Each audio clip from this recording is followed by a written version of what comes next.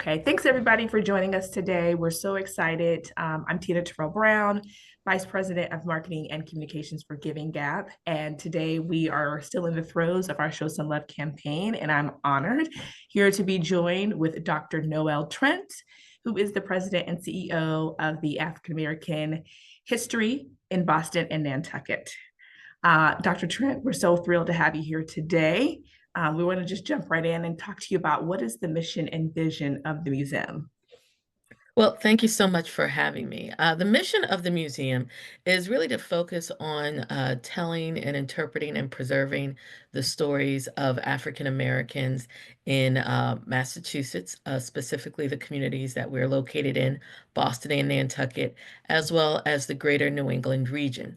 We specifically focus on the 19th century and before, so that early America colonial period, but we do dip our toes into the 20th century. And our overall purpose is to make sure that we connect that past with the present. We really believe in what James Baldwin says is that history is literally present in all that we do. And we want people, our visitors and supporters, to know and understand that and feel that in every experience that they have.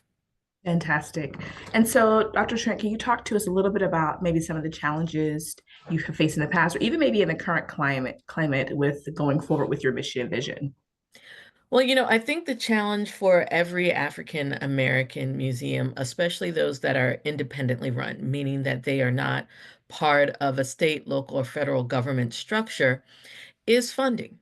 We were institutions that were created out of grassroots campaigns. Our story is one where our founder, Sue Bailey Thurman, arrived in Boston in 1953 and with her husband, who was Howard Thurman, the Dean of Marsh Chapel at Boston University.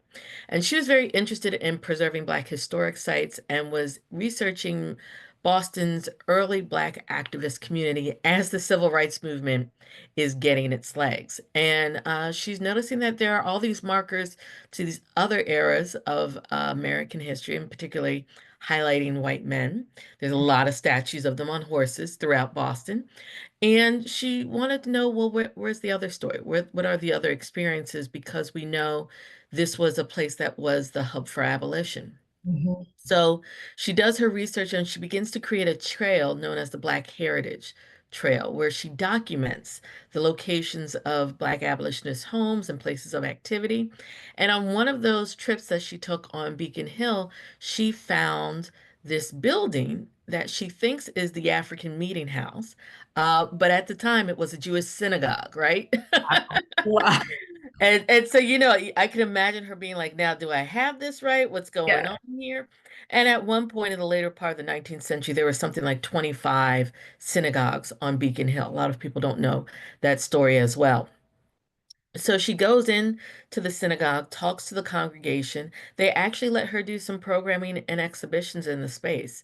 And Wow. when they leave the building in the 1970s, they sell it to the museum.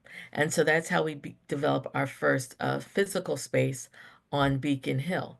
And so our story, we're part of this early emergence of Black museums. A lot of people know the DuSable Museum in Chicago, Charles H. Wright Museum in Detroit. We are being founded around that same time, so the early 60s. As there's this wrestling with the civil rights movement, there's a group of people who realize the importance of preserving African American history. And so we're very honored and we take very seriously that we have this roots in this larger movement. So all of that to say is that for independently run African American museums, funding is absolutely critical. It is how we survive. It's not just those operating dollars. Doesn't go just to support people's salaries. The salary part's very important, but it supports the preservation of the building. I like to say historic buildings have historic building problems. I can walk in one day, everything's fine. I walk in another day and something's fallen down. It has nothing to do with anything anybody did wrong. It's just an old building, right? Yep. And so there's things like that. And then programs, because when we involve our partners and if we want to support other artists of color, you know, their work isn't free, their labor isn't free. And so that helps us make sure that we compensate individuals as well. So it's a multi-layered approach, and those dollars really do go far. I think sometimes people think, well, I only have this much or I only have that much. And I promise you, every dollar down to the penny makes a difference for Black museums. 100%. And Dr. Trent, you just, oh my gosh, you laid out so many things so beautifully. First of all, what a rich history, right? Yeah. First to the museum of its start and its origin story. That's a lovely story. That's the kind of information we want to be able to share, right? Broad scale. But then you mentioned the thing that we hear from all of our independent nonprofits is this funding issue, right? The dollars don't create themselves. They have to come from somewhere. And we need people to donate. We need people to fund. We need people to partner and collaborate, which is what we're really trying to focus on with the Show Some Love campaign, is to be able to do some level of fundraising and driving folks, you know, to your website, to your donation page, and whatever events you have coming on, which we'll get to in a second, just to help support this work that's happening in those communities. So thank you so much for that. You named several things, but I'd like to know during your tenure with the museum, Dr. Trent, what's maybe something you're most proud of? It could be a project or a particular campaign that you all rolled out. It could even be something currently that you're doing. Well, I have to say it's pretty current because I've only been with the museum for about 19 months, so I'm still pretty new. And the thing I'm most proud of is our latest exhibition, Being Frederick Douglass. It is an AI hologram Frederick Douglass that you can interact with, and it uses artificial intelligence, so it's a closed data set. And what that means is, unlike ChatGPT, which is an open AI and it pulls from anywhere in the internet, we actually load the data that it pulls from. And so this one pulls from all three of Douglas's autobiographies and selected speeches. And so you can ask Douglas a question and he will answer you. And so it's got this great sort of natural learning mechanism that it has within it. You can tell us, you know, your comprehension level so that he will respond to you in a way that's appropriate. So what I mean by that is that if someone's in the third grade, we can set it to a third grade comprehension level, and he'll respond to the question in a way that's appropriate for a third grader. Yeah. And so that's really brilliant. That's cutting edge. What's exciting about this is that it's not a one and done situation for us. As we get more funding and support for this project, we can add more and more speeches into it so it flushes out Douglas's response. He can't respond to contemporary events, and that frustrates people sometimes. But we really didn't mean it for, you know, people who were not going to read all of his works. I'm a Douglas scholar by training. So I love all of his works, but not everybody wants to go down the rabbit hole like Yeah. I do. And then for other people, they want the experiential learning. So they would much rather have a conversation with a historical figure. Yeah. And this gives people that opportunity. Absolutely. I mean, that's absolutely brilliant. And I love, honestly, the fact that you all are controlling where they're pulling the resources from, like in terms of his responses, and that it's not just open and pulling from anywhere, right? It's based on his autobiographies and other relevant content, just to keep, I think keeping things in line with history is very important. And sometimes when you have like the open AI that's still sort of pulling from any resource, there could be some challenges with that. So I love the fact that you all are kind of controlling on the back end where it's pulling from for the Yeah, AI. absolutely. And I think what's important is that museums are still really experimenting with technology. The public history field in general has always been a little dubious of anything new technologically. I remember when I was an undergrad and they started talking about migrating records over to digital, and everybody's like, now, how are we going to preserve the degradation? I mean, they were like very intense debates at conferences and in meetings about this, but because people are always concerned about the preservation of the materials and how it's interpreted. And I think this is just an evolution of that dialogue. I also think it's really important for African American museums to get in on this technological work now, that we don't wait for it to be done, because then that's when the bias is built into it. We have a great company that we're working with, Time Looper, that really treated us like a peer and wasn't trying to sell us the software. We came into it as joint collaborators in, well, this is how the software works. How do you guys feel like this would be work best for you. And that really and truly needs to be the path forward for historically underrepresented communities. When we're a culturally specific institution, you have a different set of things that you're considering as you're putting together this technology. And wouldn't it be great if more of us could afford to do it in the early phases of this technological development so that we could perhaps direct the ethics and protocols around it?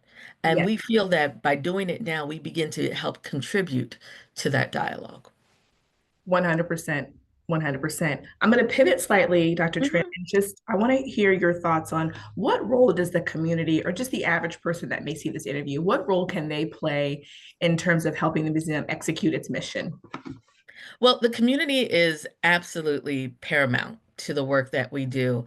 Um, for our museum, especially, we would not exist without the community, without people speaking up when there were injustices against us as institutions, for our buildings, for people to advocate for us. And so there's so many, the community is so integral to this work. We are a small and scrappy staff, and I've got wonderful people around me. So community support is absolutely critical. So that can look as simple as bringing your friends and family to the museum, to attending one of our programs. And then once again, I got to go back to making a donation, and it could be as simple as donating 1 cup of coffee every month to the museum. I promise you that 1 cup of coffee will make a huge difference to the work that we're doing. And then to advocate for us in the different spheres. We are in a time when um, people are questioning the Yes. value of African American history. And it's one thing for me as a trained historian and experienced museum professional to get up and say, this is why it matters. But it also matters when the community says, this place matters. Let me tell you how it affected my life. Right. I don't think people realize how much power they have as individuals around supporting the institutions that they care about. 100%. And that's what it's about is showing people the amount of power that they can have an impact, right? Just by, Right. you know, putting out a donation or maybe setting up a small recurring donation, which is obviously very helpful. Um, so given that, what are a few things that we can look forward to from the museum that are coming up in terms of events or campaigns that you are rolling out for 2025? Well, we have all sorts of surprises. I think this month, Black History Month, we're very excited about Black History Month, although we do Black History 365, but we do Yeah. operate under the premise of Dr. Carter G. Woodson, that this wasn't a time the only time that you talk about African American history.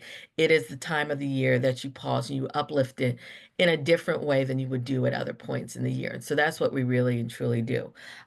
We have some great programming coming up this year, or this month. We have a sewing circle with Sisters and Stitches, I want to say is their name. Uh, it's an African American sewing circle, so you can come and join and make your own quilting block.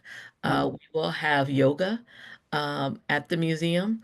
And then we are always enhancing our programming. So we have our book talks throughout the year. Our Juneteenth celebration has grown year to year.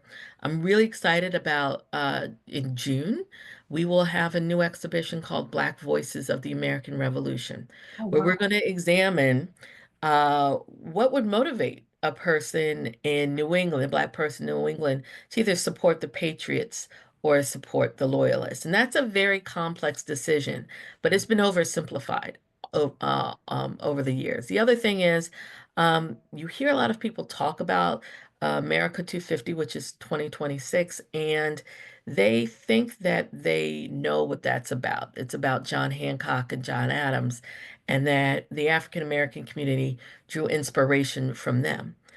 I would want to argue, and this is what we're going to really venture into, is that perhaps because this was a very globally mobile community, many people were sailors and they traveled. What if they were exposed to these ideas and that they're exchanging these ideas on equal footing? How would that change our understanding of this transformative moment that creates the country that we know today. It's just even asking those questions that's incredibly exciting for us. But most immediately, I would have to say, check out our Black History programs. And then we have our own goal this year for Black History Month, which Okay. is we want to raise $28,000 in 28 days. Oh, And so God. $1,000 a day for Black History Month. It's not the only way for us to do that, but it's part of our larger campaign called Know History, Share History, Protect It.